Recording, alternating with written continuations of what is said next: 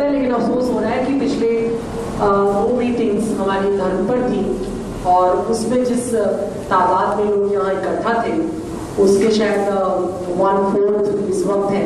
जबकि हम फिर से धर्म पर ही चर्चा कर रहे हैं। ये थोड़ा सा मैं इसलिए इसका जिक्र कर रहा हूँ कि शायद इस देश में नहीं पूरी दुनिया के अंदर धर्म बहुत टाइट तो हो गया है, उसे कुछ खास सिद्धांतों के साथ जोड़ करके सिर्फ देखा जाता है और उसके परे धर्म क्या क्या हो सकता है इसे जानने की कोशिश की जाती है और न समझने का कोई तरीका बनाया जा रहा है दुनिया के अंदर। क्योंकि जो ये विषय था मलाला यूसुफजई, अगर मैं आपसे पूछूं कि कौन है मलाला यूसुफजई, तो आप में से कितने लोग हैं जो अपना दृष्टिकोण रखना चाहेंगे, बता सकते हैं कि मलाला यूसुफजई कौन है? जैसे अभी इन्होंने बताया कि मलाला यूसुफजई, लेकिन आप जई की जगह आपको कुछ और बोला, लेकिन नहीं, सॉरी तो है, लेकिन एक समस्या ये है कि आखिरकार आप कर्णधार बनने वाले हैं एक देश के आने वाले समय में, तो सूचनाओं का जो है पूरी तरह से सूचनाएं इकट्ठा होनी चाहिए और कम से कम इतना बड़ा नाम पूरा याद होना चाहिए ना। ये अवेयरनेस थोड़ी सी होनी चाहिए हम सब में, क्योंकि आपकी नहीं बात, मैं बहुत लोगों को मैं खुद ही 4 रोज पहले मदाला बोल रहा था, ठीक है, तो ये गलत है हम सब में कि हम ठीक से इंफॉर्मेशन नहीं दे पाते और शब्द हमारे इधर उधर चले जाते हैं। लेकिन सारा लफड़ा जो है, वो सारा जो झगड़ा है वो शब्दों का ही है। संसार में जितनी भी लड़ाइयाँ होती हैं उनमें अगर खाने को छोड़ दीजिए तो शेष जितनी लड़ाइयाँ होती हैं वो सब शब्दों की वजह से होती है और कोई दूसरी वजह नहीं होती। और संसार में जितने रिश्ते बनते हैं वो सारे रिश्ते, फिर से मैं कहूँगा, खाने को छोड़ दीजिए तो जितने भी रिश्ते बनेंगे वो सब शब्दों की वजह से होंगे। तो बहुत महत्वपूर्ण है शब्द, इसलिए हमें इन शब्दों पर बहुत ध्यान देना चाहिए। अब मैं थोड़ा सा उलझ गया हूँ इसलिए कि मैं टॉपिक को थोड़ा समझ नहीं पा रहा हूँ अभी इस वक्त। मतलब जैसे अभी आपने कहा कि यहाँ पर जो मेरी योजना की बोल रही थी कि मैं मलाला, टैगोर की रोशनी और तालिबान का अंधेरा, मैं इस विषय पर बोलना चाहता था। और टैगोर एक सिर्फ नाम मैंने रख दिया क्योंकि साथ में जोड़े थे कि मलाला यूसुफजई की जब आप जिंदगी को पढ़ेंगे तो उसकी जिंदगी में जो एक बहुत बड़ा इंस्पिरेशन रहा है वो रविंद्रनाथ टैगोर का रहा है। पर इसके अलावा भी वो अन्य लोगों से भी प्रभावित नहीं है, ऐसा नहीं कि सिर्फ टैगोर से ही प्रभावित नहीं, वो बेनजीर भुट्टो से भी प्रभावित नहीं है। लेकिन टैगोर एक हमने नाम चुन लिया कि एक खूबसूरत सी बात थी कि उस वक्त 150 सालगिरह रविंद्रनाथ टैगोर की चल रही है तो हम उन्हें ये ट्रिब्यूट करें। मूलतः मैं कहना ये चाहता था इसके जरिए कि स्वतंत्रता की रोशनी और तालिबान का अंधेरा, क्योंकि टैगोर की जिस कविता से और जिस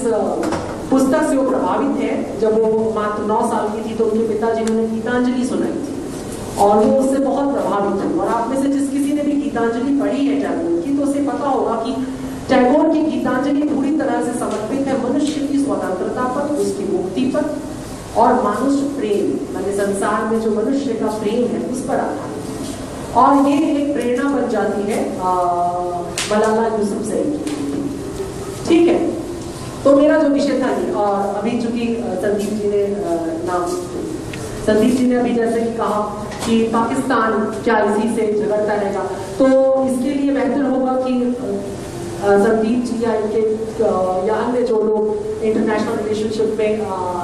कर रहे हैं एजुकेशन को बोले तो ज़्यादा बेहतर होगा। मेरा उद्देश्य किसी एक देश पर बात करना नहीं है, क्योंकि मैं तालिबान भी जब बोल रहा हूँ तो हो सकता है बहुत सारे लोग, क्योंकि मैंने इस विषय पर और भी कई जगहों पे भी बोला है, तो कई बार ऐसा होता है कि कुछ दूसरे जो संप्रदाय के लोग हैं, पंथ के लोग हैं, प्रसन्न होते हैं कि चलिए एक और व्यक्ति खड़ा हुआ तालिबान के बहाने इस्लाम को गाली देने के लिए। तो मेरा ऐसा कोई उद्देश्य नहीं है, क्योंकि तालिबान मेरे लिए इस्लाम की कोई शाखा नहीं है। तालिबान वैसे वो अपने को मानते हैं कि हम इस्लाम के क्या कहते हैं प्रहरी हैं, हम ही इस्लाम को बचाएंगे और हम इस्लाम को चलाएंगे, पर ये उनका बहुत आंतरिक विषय हो जाएगा, झगड़ा हो जाएगा कि क्या इस्लाम को फॉलो करने वाले लोग या जो देश के मुसलमान हैं क्या वो ये मानते हैं कि तालिबान उनका अगुआ है या नहीं। और जहां तक अभी तक हम देखते हैं विश्व के परिप्रेक्ष्य में, तो हमें लगता नहीं है कि जो ज्यादातर आबादी है मुसलमानों की, वो ये मानने को तैयार है कि तालिबान उसका अगुआ है, जैसा उसका हश्र अफगानिस्तान में हुआ या पाकिस्तान में हो रहा है, अन्य जगहों पर हो रहा है। लेकिन मेरी समस्या तालिबान नहीं है,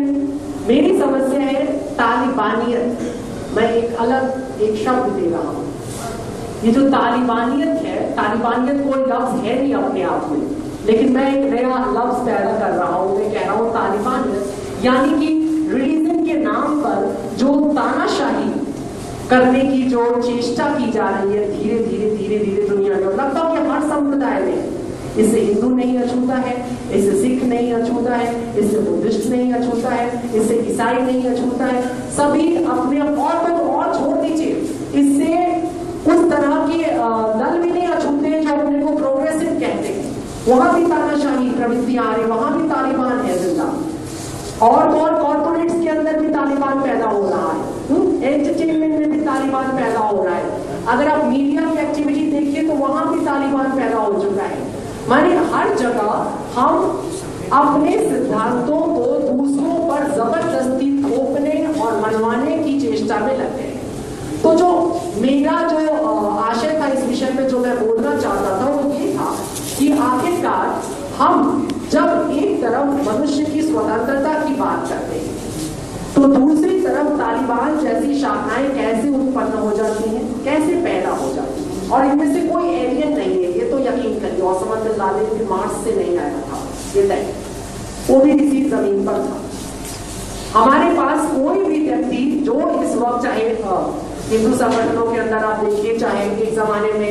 सिख, अगर किसी को आप में से पता होगा या याद होगा तो भेंडरवाल का एक समय था, और जब सिख मूवमेंट चला था तो वो भी एलियन नहीं था, वो भी इसी जमीन पर था, वो भी आम मनुष्यों में से एक था। लेकिन कैसे भेंडरवाल खड़ा हो गया, कैसे एलटीटी खड़ी हो गई, ये सोचने की बात है।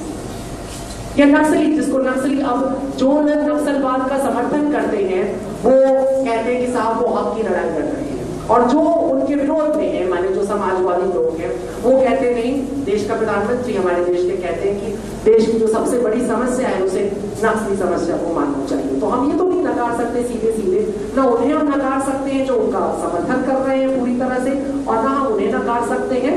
जो उसके विरोध में खड़े हैं, भले उनकी संख्या ज्यादा हो जाए, ठीक है। लेकिन मेरा जो, और मैं उस पचड़े में भी पढ़ना भी नहीं चाह रहा हूं, क्योंकि आज मैं जो बोलना चाहता हूं वो आप सबसे मेरी ये गुजारिश होगी कि जैसे मैं हर बार कहता हूं कि वो आप एक यंत्र बंद कर दीजिए मोबाइल फोन, तो आज मैं कहूंगा आप अपना एक यंत्र चालू कर दीजिए जिसको हम लोग दिल कहते हैं, क्योंकि मलाला यूसुफजई को समझने के लिए हमें दिमाग के दरवाजे बंद रखने पड़ेंगे और दिल को खोल करके रखना पड़ेगा। क्योंकि मलाला यूसुफजई एक बच्चा है, एक ऐसा मासूम चेहरा है, जिसे रविंद्रनाथ टैगोर ने लिखा था कि प्रत्येक बच्चा जब पैदा होता है तो ऐसा लगता है मानो खुदा ने एक लव लेटर भेजा है, प्रेम पत्र जमीन पर भेजा है, चिट्ठी भेजी। तो मुझे लगता है मलाला यूसुफजई के बारे में जब मैं सोचता हूँ तो मुझे लगता है कि ईश्वर अभी भी खूबसूरत चिट्ठियां लिखना बंद नहीं कर रहा है, अभी भी अच्छी चिट्ठियां लिखता रह रहा है। तो बहुत सारी चिट्ठियां बिना ब्लूप्रिंट चेक किए भेज दे रहा है, और बहुत कुछ उसमें उल्टा पुल्टा लिखाई कर जा रहा है। लेकिन मलाला यूसुफजई जैसी जो जब किरदार हमारे सामने आता है तो हमें खुशी होती है कि धरती पर ह्यूमैनिटी जिंदा है। और मलाला यूसुफजई के बारे में मैं इसलिए भी बात कर रहा हूँ, मुझे बहुत खुशी है कि एबीवीपी जैसा जो है कि संगठन इस कार्यक्रम को कर रहा है, इस विषय पर उसने मुझे बुलाया हुआ है, ये बहुत अच्छी बात है। क्योंकि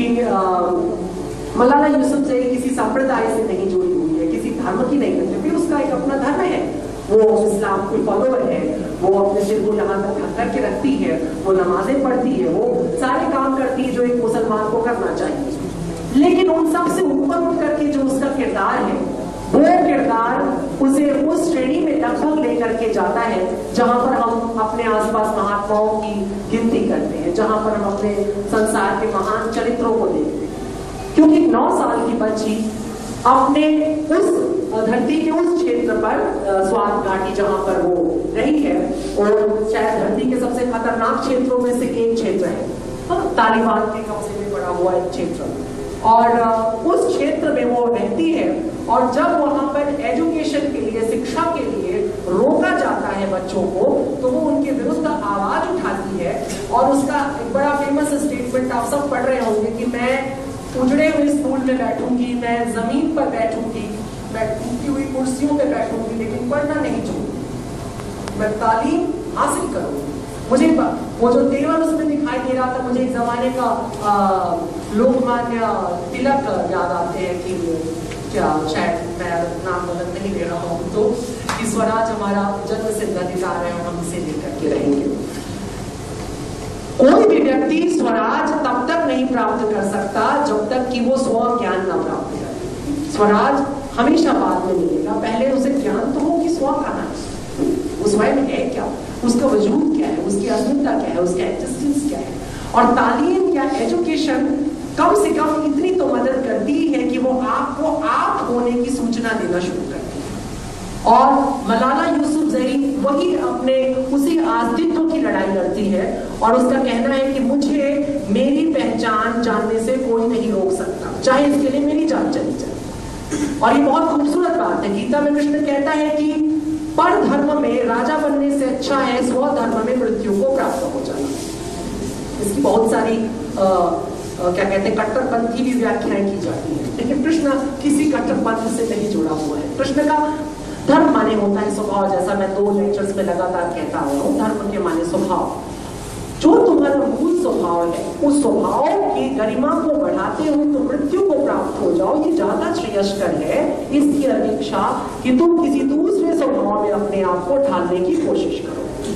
और जैसा कि मनुष्य का मूलभूत स्वभाव है सहयोग करना, जैसा उस दिन भी कह रहा था, और सहयोग, कोई भी सहयोग प्रेम और सहिष्णुता के बगैर नहीं होता है, ठीक है। तो मलाला यूसुफजई के भीतर आपको वही प्रेम और वही सहिष्णुता दिखाई देती है जिसकी कि हम धर्म के लिए या एक धार्मिक व्यक्ति के लिए जिसकी हम अपेक्षा करते हैं। तो मैं कह रहा हूं कि मलाला यूसुफजई कोई एक संप्रदाय की लड़की नहीं है, वो पाकिस्तान के से प्रदेश का हिस्सा नहीं है। मलाला यूसुफजई आज की तिथि में एक विचार है, एक क्रांति है, इसलिए हम मलाला यूसुफजई पर बात कर रहे हैं। और आज का जो भी व्यक्ति अपने आप को जरा भी मनुष्य समझने की चेष्टा करता है, यद्यपि गालिब कहता है ना कि बस कि दुश्वार है हर काम का आसान होना, आदमी को भी मयस्सर नहीं इंसान होना। तो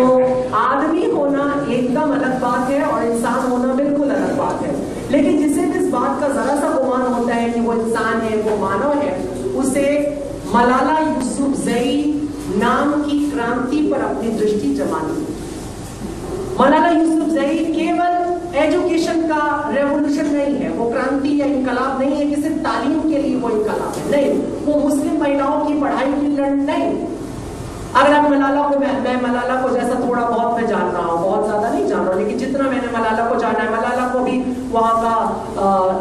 पाकिस्तान का शांति पुरस्कार मिला, उसमें 1 करोड़ रुपए की घोषणा हुई। तो उसने कहा कि वो 1 करोड़ रुपए मैं उन बच्चों के लिए लगाना चाहूंगी जो लेबर है, जो चाइल्ड लेबर से उन्हें पढ़ाने के लिए लगाना चाहूंगी। मलाला यूसुफजई से पूछा जाता है भविष्य में क्या बनना चाहती है, वो कहती है कि मैं प्रधानमंत्री बनना चाहती हूँ, देश की पीएम बनना चाहती हूँ, और यहाँ की जो सुस्त राजनीति है उसे मैं चुस्त करना चाहती हूँ। एक 14 साल की बच्ची खुलेआम कहती है कि पाकिस्तान की राजनीति सुस्त है और उसे चुस्त, यद्यपि पाकिस्तान की अगर आप राजनीति पर दृष्टि डालें तो वो भारत से कई गुना ज्यादा चुस्त है। अगर आप ठीक ढंग से पाकिस्तान को देख सकते हैं तो वहां पे तानाशाही भी बड़ी चुस्ती से आ जाती है और बड़ी चुस्ती से तानाशाही उजाड़ भी दी जाती है ना। वहां पे रोज हत्याएं होती है, लेकिन बावजूद उसके रोज इनकलाब खड़े होते हैं। लेकिन भारत में तो नहीं, यहाँ पे कुछ नहीं होता। यहाँ इनकलाब पर बातें होती है, खूब परिचर्चा होती है, घंटों बातें होती है। यहाँ सारी गालियां, सारी क्रांतियां जो है कमरे के भीतर होती है, कमरे के बाहर कुछ भी नहीं होता। एक अभी आप बैठे बैठे यहाँ पे सारे के सारे नेताओं को गाली दे दोगे, सारे मिनिस्टर्स को गाली दे दोगे, लेकिन यकीन करो तन्हाई में आप में से किसी को कोई मिनिस्टर मिल जाएगा तो या तो प्रणाम कर लोगे या सलाम कर लोगे या मुस्कुरा के गले लग जाओगे। सारे का सारा बैर आप तुरंत भूल जाओ 1 मिनट के अंदर। और उसका नतीजा पाकिस्तान तो बहुत छोटा सा है, हमारे किसी प्रदेश के बराबर है। उसकी राजनीति जो है वो कितनी बड़ी है कितनी छोटी, वो दुनिया को बहुत प्रभावित करने वाली राजनीति नहीं होती, लेकिन भारत की राजनीति पूरी दुनिया को प्रभावित करती रहती है, क्योंकि हम बहुत बड़े हैं और कोई